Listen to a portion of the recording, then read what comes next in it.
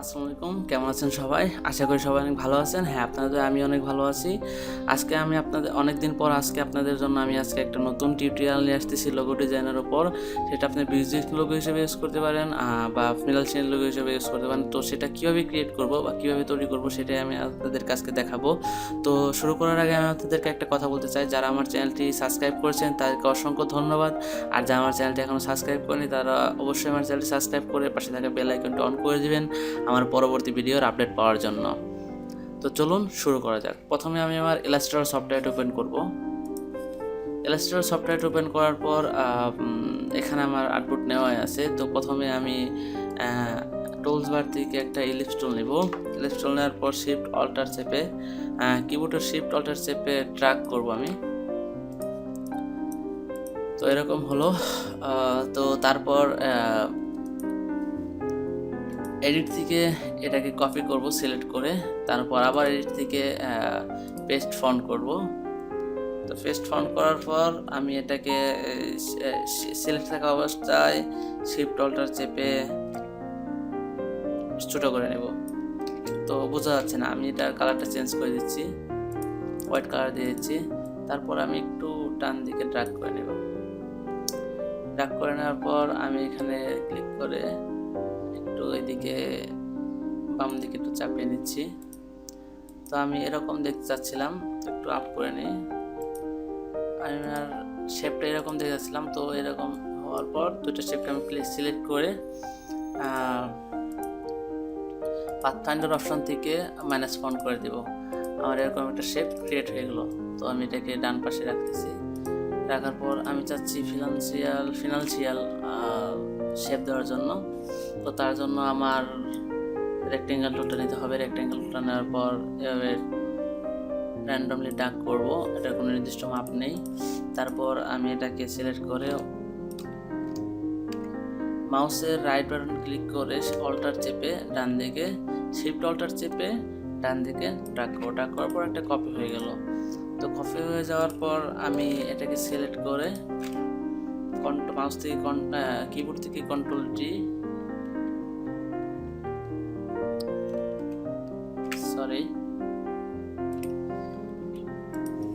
তো এটাকে সিলেক্ট করে আমি এডিট থেকে কপি সিলেক্ট থাকা অবস্থায় এডিট থেকে পেস্ট ফন্ট করে মাউস কিবোর্ডের রাইট অ্যারো কি চেপে ধরে রাখবো, চেপে ডান দিকে সরিয়ে নিব।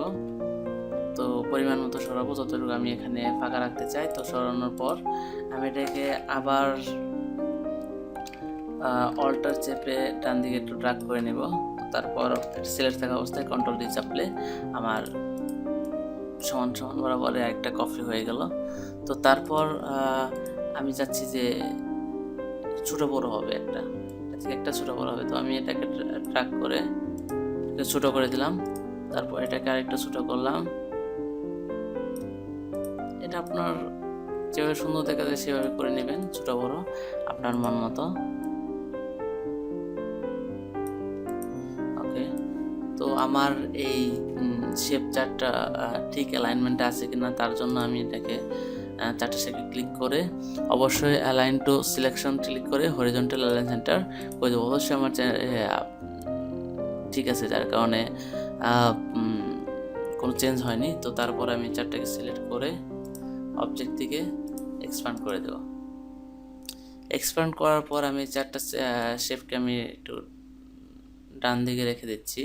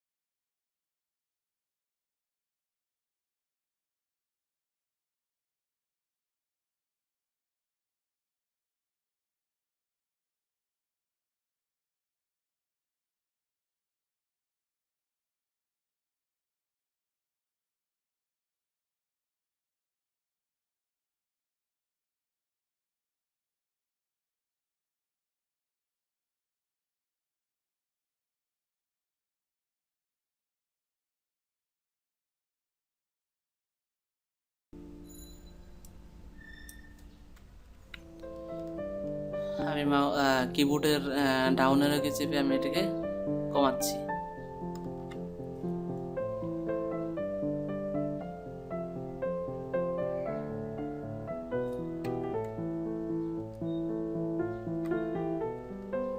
আমি আমার প্রয়োজন মতো যতটুকু প্রয়োজন আমি ততটুকু করে নেব। আমি এটাকে 50 না 55% করে দিলাম।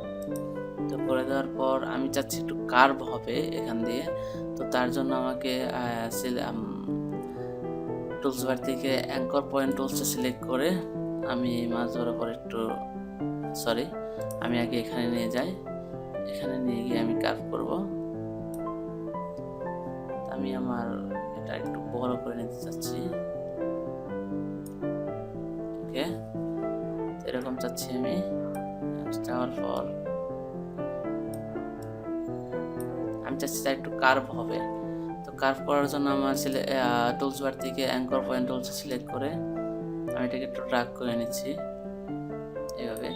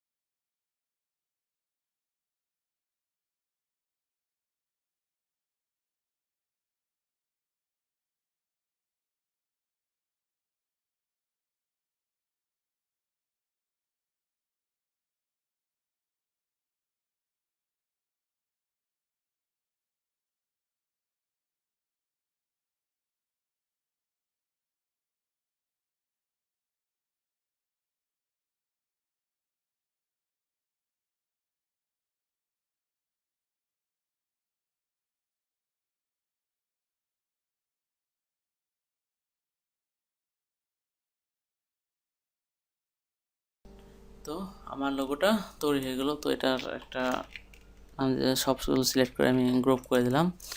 গ্রুপ করে দেওয়ার পর অবজেক্ট থেকে এক্সপান্ড করে দিলাম।